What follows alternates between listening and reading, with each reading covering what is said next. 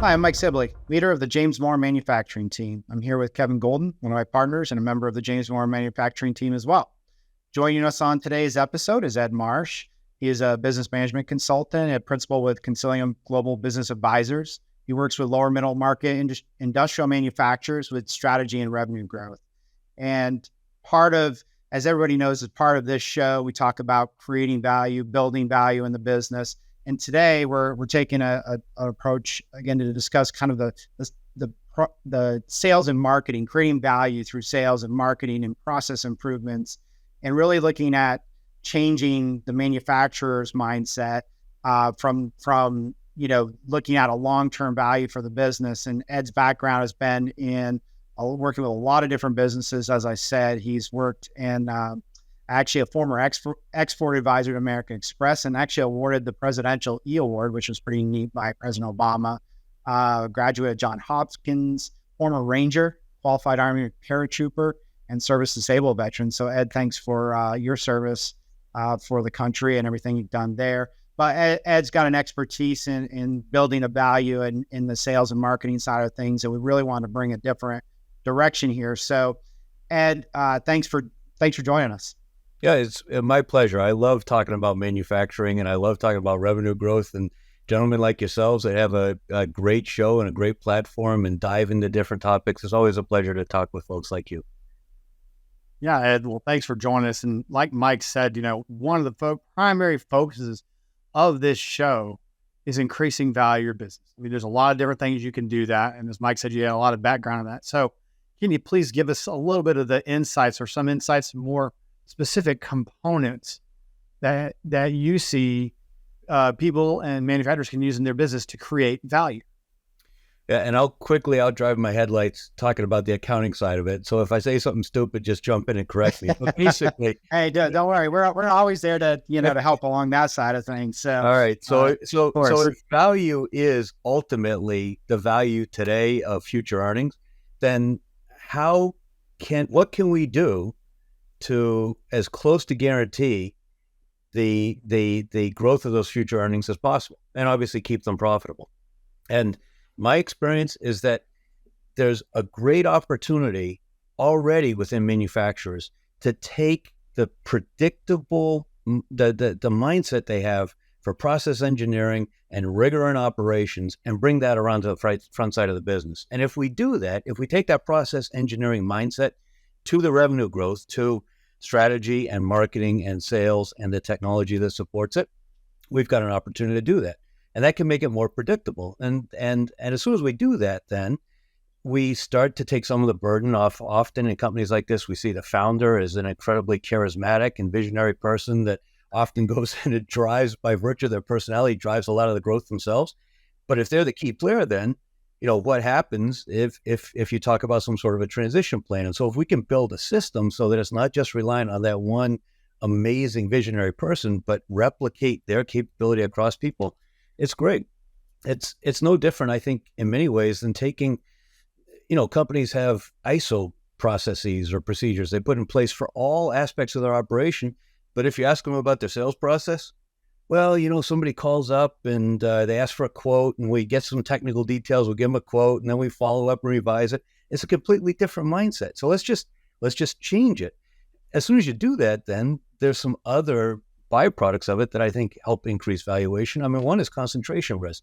So many manufacturers that I talk to, if you look at their revenue, it follows a Pareto distribution exactly the way you'd expect it to, where repeat customers, repeat orders from existing customers constitute the vast majority of the revenue. That's not a bad thing. I mean, it's great. It's lower cost of acquisition and all of that, except it means that when you've got the comfort of that there often isn't pressure and expectation of the sales team to be going out and creating new accounts. And so if you can consistently go and create new accounts, obviously that protects you against the inevitable exigencies of business where something moves offshore, somebody goes out of business, somebody gets acquired, whatever the case may be. And then I'd say, there may be a couple other ways, if you can implement this, a couple other ways that it starts to impact value. First of all, if you have consistent forecasts and reliable and accurate forecasts, then you're in a much stronger position when you talk to a potential acquirer or a strategic partner, or even your commercial lenders, if they know that your forecasts really are accurate, there's huge value in that. There's also an opportunity where in many cases, if somebody is actually talking about a transaction, I know many manufacturers aren't, they just kind of want to understand the potential value for various reasons. But if they're talking about a transaction, if they can increase the value of the organization, increase the multiple in which they're acquired by increasing the amount of the earnout on the deal, that can often be a way to increase their return. And of course, their willingness to accept an earnout, particularly a larger earnout, depends on their comfort that the process in place is actually going to work. Well, so that's one of the things you hear when you start talking about earnouts. As owners, obviously, would rather not have an earnout if possible, because hey, somebody else has taken over the business. I don't know how they're going to run it, right. And perhaps we don't have that process or guarantee or that backlog or whatever it might be to feel very comfortable. So yeah, I totally agree with you on that. And so I guess to kind of wrap up your question, Kevin, a lot of times I hear people asking, okay, I mean, it sounds great in theory, but how do you do it? And so I'd say the neat thing is there's a couple of great models we can follow. One is, again, looking at the operational production, the manufacturing side of the business, and all the incredibly valuable lessons that have been learned there and how do we apply them. The other is to look at technology companies. And I understand that may sound crazy because technology is very different than industrial manufacturing, but technology companies live in a world where they're under such intense pressure from investors to deliver monthly and quarterly return. They've done some amazing innovation over the last 5 or 10 years on revenue growth best practices. And so you don't have to build your business model after them, and you're not going to have 50% margins to support marketing expense in the industrial manufacturing world, but there's a lot that we can learn. So there's a couple places we can look to quickly adopt some of this. Well, yeah, I think. Go ahead, Kevin. No, go ahead, Kevin. Yeah, I was saying, I really like what you said early on about it. Take what you already know, right? Don't change yourself. Don't change everything you're doing. Unfortunately, people just inherently, I think, do that. But take what you know about what you're really good at. That's why you're in business as a manufacturer, and what you know, and just apply that. So I think sometimes it's a mindset that people don't think that, oh man, I've got to be somebody completely different, or I'm going to have something completely different. There may be some slightly different components, but at its core, that's a great idea. Keeping that the same and just applying those same best practices now to your sales, can then, like you said, diversify there to where you're not just laying in that comfort zone, hoping everything's going to be okay over here. Yeah. So, I just, a couple of things that I find interesting, because Kevin and I have been talking about it a lot. We start talking about value. You mentioned, we start talking about what increases the value of a business. Well, if it's really dependent on an owner, well, that hurts the business. Lack of systems and processes, whether it's, in accounting, sales, operations, wherever it is, a customer base that's not very diversified with concentrations hurts you. So all of those things you're talking about is actually sort of been a running theme for what we talk about. And I think taking this approach and looking at it on the sales side of things and the revenue growth side of things is a great aspect. But, taking a twist, and of course, Ed, you work with a lot of manufacturing and you've seen a lot of things. Oftentimes there's mindsets or shortcomings or challenges that, you probably come up against. And maybe before we start talking about some opportunities and some ways to approach this, there may be, quite a few manufacturers out there that might be able to relate to, hey, maybe I do fit those challenges, or I'm not, maybe talk about that a little bit, some things you've seen that you've had to overcome. Yeah, sure. Absolutely. And some depends on if it's a family business, a closely held family business. In that case, the brother-in-law might have been the VP of sales for the last 73 years and, claim they've forgotten more about sales than anyone else is ever going to know. So, there can be a lot of factors. I would say, well, first, before we kind of jump into the hard part, the challenges, let's go back to the good stuff. They've got such a strong process, as, going to Kevin's question, with process engineering and rigor in how they run their production and operations. We really do have a great base. And many of these companies went through kind of a crisis back in the mid 80s or 90s when they adapted to some of the Japanese manufacturing ideas and implemented continuous improvement and Six Sigma and all those kinds of things. So they've almost had a rehearsal. They've been through one of those tough periods where they had to adapt. And Some of the people of the company didn't like it, and they dealt with that. So they've got the process engineering mindset. They've got the rigor. They've had a dress rehearsal already, and we can now apply it to marketing and sales. I would say on the challenge side, mindset is a problem. There's a mindset about, well, this is the way we've always done it. There's the kinds of things I hear. Well, our buyers don't use chatbots. Our industry is different. Our customers are, X, Y, Z.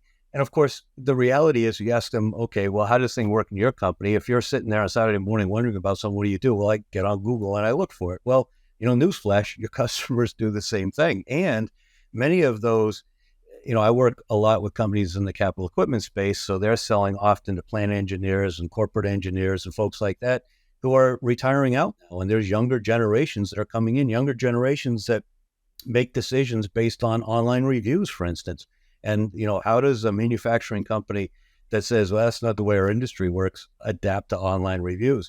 Another place that I see, and this is a hard one, and, some of your audience may want to just turn it off or shoot me when they hear this, but I'll tell you a big problem, and the brutal truth is that nobody cares about your products. And that's a big challenge for most manufacturers, because there's so much energy, there's years of research and development, there's so much emotion attached to this tweak and that innovation and this iteration of it, that often they define the world through their technology, through their products. Their customers don't. Their prospects don't. Their prospects would rather, honestly, I would say that prospects would rather not have to buy it. Yes, they like the people that have good relationships. They've got a strong commercial relationship, but they'd rather not have to buy that. If their business would run fine without it, they'd prefer not to have to do it. So ultimately, buyers are trying to solve a problem for their business. And it's really hard, but critically important for manufacturers to shift that mindset, to think as a buyer in order for this whole thing to work. Yeah, I mean, I think your point about, I think the bigger point in mind, I don't think anybody's going to shut us off from that is what problem are you solving with your product, right? And so, a good example, I've seen plenty of manufacturers create a product that nobody wants to buy. Right. And they thought it was a good idea, and it did seem ingenious or whatever, but if no one's buying it, then that's you're not solving a problem. Sometimes you've seen great things where people solve a problem they didn't know they had, take like an Amazon comes along. Well, nobody knew we needed something. I could order it online and get it an hour later or something like that, so until it happened, now we don't know how we would do without it. But, I do agree. And I think, Kevin and I did a conversation on the topic of crossing that imaginary line from operations to the administrative side of things. And, our focus was on the accounting side, but I agree with you that, we see it all too often where all the training for employees in lean or, continuous improvement, those kind of things happen generally with your production people. Right. And all too often, process improvement or even processes. If you ask a lot of companies, you can go out, like you said, they're ISO, they got a whole operations manual on how to do whatever. You cross that line, there's no documentation on procedures for almost anything. Right. And so, I completely agree with you that that's a place. And then I guess getting into, how do you get employees on board with that becomes another challenge. Yeah. And I mean, a great place to start is just thinking about the training. If you've got a marketing team and a sales team and you're training for them, and every sales meeting and every conversation is about technical features of the equipment, then guess what? You're sending the message that that's what's important. On the other hand, if you have conversations about how to solve customer problems, is this something people need? Why do they need it? What's the justification? What does it save them? Why would they consider buying it? Why might they not? What's the risk in trying it? Those kinds of things, and I think will help broaden people's understanding of it and improve the training. Well, and also, I mean, doing something like that, it's almost incorporating in and getting that buy-in from somebody on that we're greater.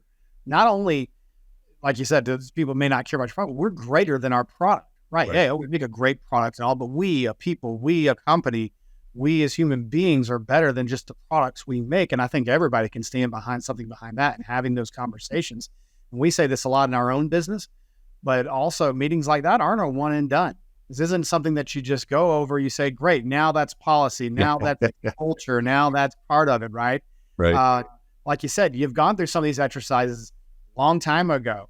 It's nothing particularly brand new, but it just hasn't been revisited, hasn't been, rehearsed and gone over and over and kind of become part of that second nature, if you will, of your business. So I think a good reminder too to people is that this isn't something that, okay, we're going to talk about more about, incorporating all this into our sales and marketing. And we are the why behind what we're creating, what problem we're solving, and then we're done.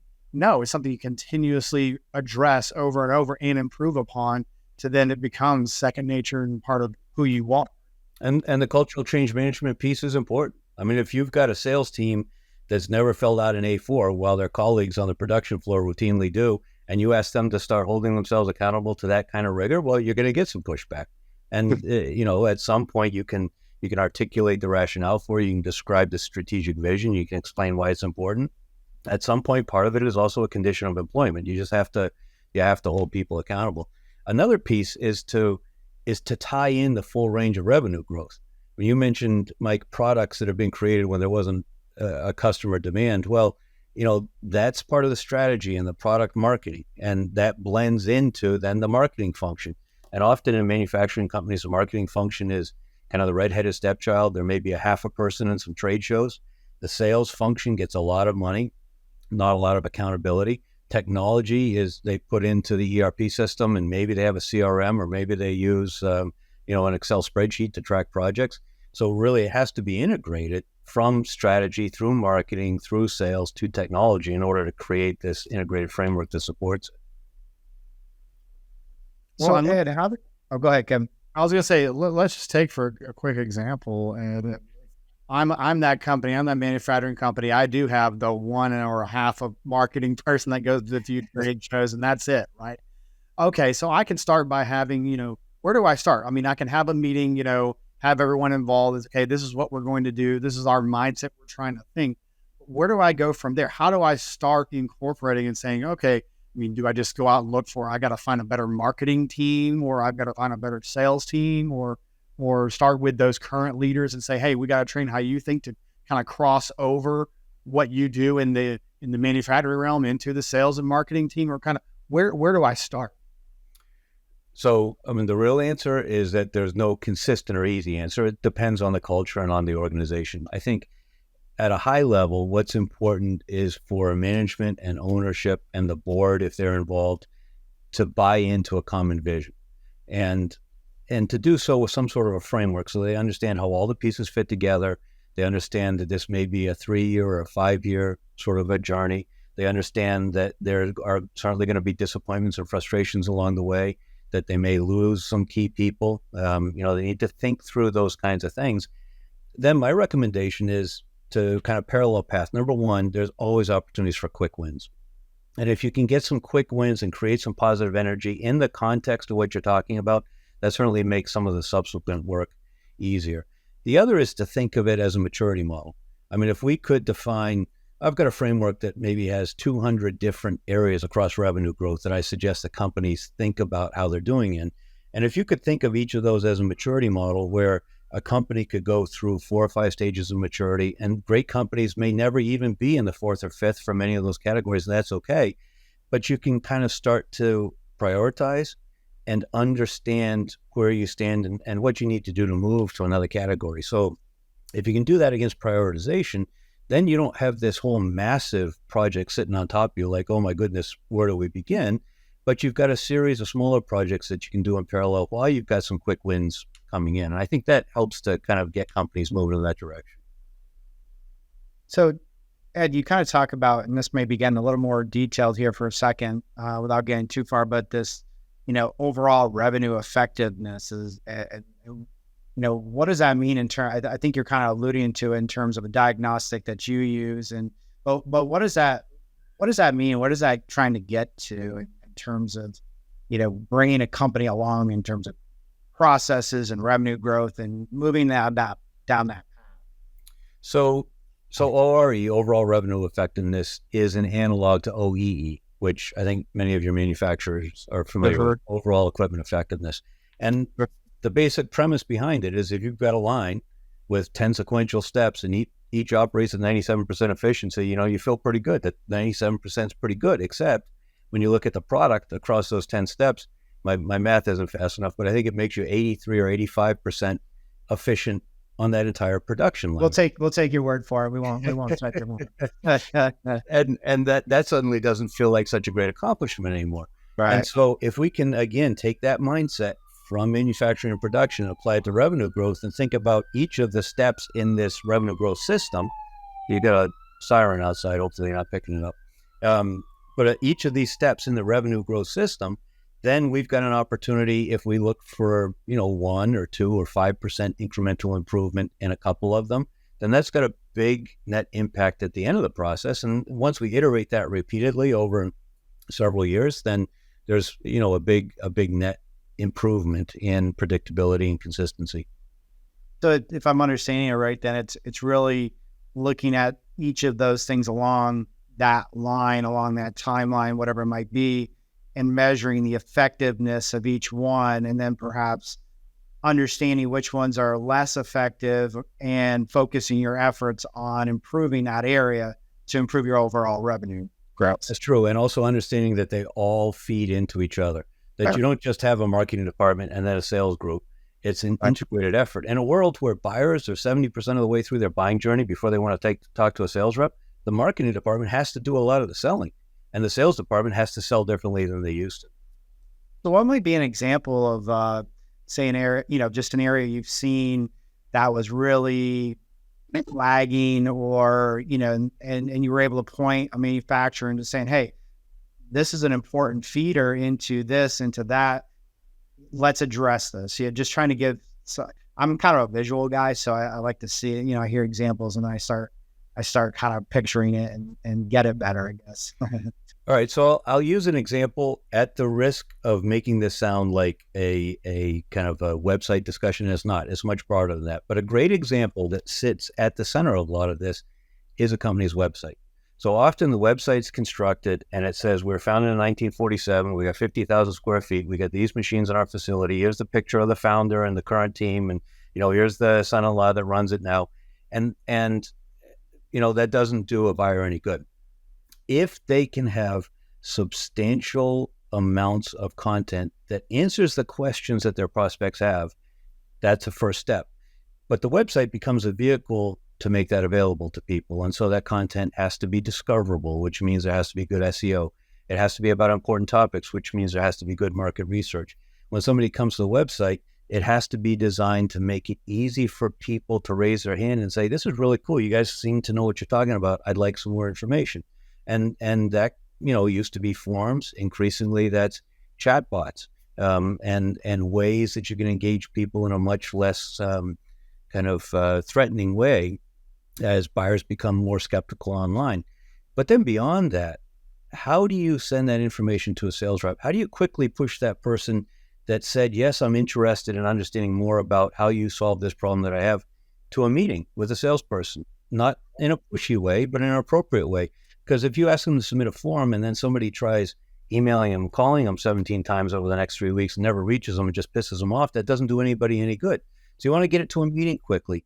And then once you've got a meeting with them, you want your salesperson to be able to look and see what pages on the website that person's gone to. A great example that I often use, if you see that somebody has visited the page for your ultimate automatic machine, and every time they look at that, then they go back and they look at the semi-automatic version of it, what great information for your salesperson to have when they get ready for that meeting.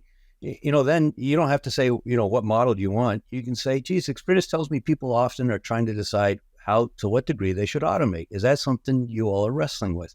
And now you've got a great, intuitive, authoritative, natural conversation. So, again, we talk about that website and there's so many pieces that plug into it and so much information that comes out of it and so much of that integration of marketing and sales. So there's an example for you. No, that's great. And I think one of the other things that, as I'm listening to this, and I know you and I chatted before, and is, I get into, measuring all of this and understanding, if my salesperson is getting information, what's our conversion rate, or what's our time lag, I would think like any process improvement endeavor, it's just measuring becomes a very important component of this, and measuring the right things. Yeah, absolutely. And that right things take some experiment. There's some great stories out there about Amazon and the process they go through to get to the metrics they track and how they measure them.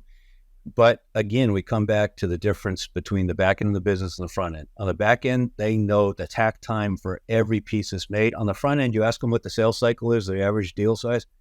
I'm not sure. It's probably approximately. And that dissonance represents a huge opportunity. So technology becomes important. The expectation of accountability and consistency of people using the tools becomes important. If you do that, then it's easy to produce the data, and produce the data not just in some kind of a big brother way so that somebody goes into a meeting with the sales manager and gets their knuckles whacked with the ruler, but rather in a way that helps the salesperson be really efficient and manage their territory and say, geez, I haven't been in touch with this target account in a while, or this person just changed jobs. This person we sold to successfully, this company for years, now working at this target account that we've got. What a great opportunity to make that intuitive and right in front of them. It helps so much. So, certainly there are some fairly standard sorts of metrics that you look at. What's your success rate in getting found for certain key terms, certain kinds of questions. But then not just getting found, but actually getting clicked. And people amazingly often overlook that. People pay a ton of money for SEO and never connect the dots on how much that actually drives traffic to their website. But then traffic is a vanity metric that marketing people love. But what percent of those people that come to your website actually convert to leads? And what percent of those leads do you convert to meetings? That's part of the reason it's so important to push those dots close together. And from leads to meetings, and from meetings to qualified forecastable opportunities, and then from opportunities to revenue. And, often overlooked is from that first revenue to later revenue. What's the time that often takes? Because that first order, everyone says it's the most expensive to get, and then you want to get repeat orders from people. So you can track all of those along the way, but also certain predictive metrics. If you know, for instance, that from integrating data sources and from observing user behavior on your website, if you know that if you have two people from the same company that are engaging with your content and they open emails consistently within an hour of you sending them, and they have this certain kind of company profile, if you know that increases your predictable score, the likelihood that you'll be able to close a deal with them, then that helps you allocate resources. So there's all different ways, but it all comes down to technology and consistency in using the tools. Yeah, that's actually, a ton to think about right there. It's my mind's actually just kind of spinning with, just knowing a lot of companies, they struggle with that side of things because that's, they're focused on, hey, let's busy activity, but maybe not understanding where, just because we're doing something doesn't mean it's doing anything. Right. And so, that's tremendous information and insight in terms of saying, hey, maybe we can be more effective. And that's really what it's all about, being effective with what you're doing. So we're kind of pushing up against time here. Ed, any last thoughts? I know you even had a diagnostic you wanted to offer to our listeners, and so maybe talk about that just for a minute. Yeah, so I'd say two quick things, both along the lines of diagnostics. First of all, it's possible. We think of salespeople as being a black box, and again, this is about all revenue growth, not just salespeople. But salespeople have to be able to sell, and salespeople come from a bell curve just like the rest of us, and that means most salespeople are average, and most companies that you're working with have above average products, and so they need second or third standard deviation salespeople. And it's possible to empirically determine who those are. So that's one type of diagnostic, a sales candidate assessment that I think makes a lot of sense. The other is my ORE diagnostic that I'd be happy to share with people through your site or this podcast site or whatever is the most efficient manner. But it gives people a framework to think about, again, not, oh my goodness, this is so enormous, where do I start? But okay, this makes sense. I see how it fits together, and here's some priorities that I could start to work on. Yeah, that's great. And I appreciate that, Ed. And I think, we'll work on getting that, just for our listeners, we'll work on getting that in the comments on the YouTube channel, and your contact information. I mean, just the insights and the expertise you brought to today's show. We really, really appreciate it. And Kevin, I know it looks like you want to. I've always here. Say, I know Kevin's like, I'll talk anytime, anywhere, any place. But I think one way to kind of a good takeaway, there's a lot of great takeaways from today, and thank you for your time. But I think one great is that I think now having process procedures that you put to your product across your company creates clarity. Clarity creates understanding. Understanding creates what we all want in the end, value for our company, both currently and especially whenever we're getting ready to transition, look at that next step or whatever that may be for us, for the generation behind us, for, the rest of our days. That's a goal here on this show. So I think that this is perfect timing and perfectly aligns with that. And thanks again, Ed, for your time. Well, it's been my pleasure. You gentlemen are gracious to have me, and I love this kind of conversation. So, thanks very much for letting me join you. Yeah, thanks, Ed. We'll look forward to maybe getting you back again, in the future here, and appreciate the insight. And for all of our listeners, thank you very much, and hope you have a great rest of your day. To learn more about James Moore & Company's manufacturing services, go to jmco.com. And don't forget to subscribe to our More on Manufacturing series to receive updates when new videos and podcasts are released. If you'd like to be a guest, or if there's a topic you'd like to see covered on a future episode, contact us on our website. You can also follow us on social media for more news as the landscape on manufacturing continues to rapidly evolve.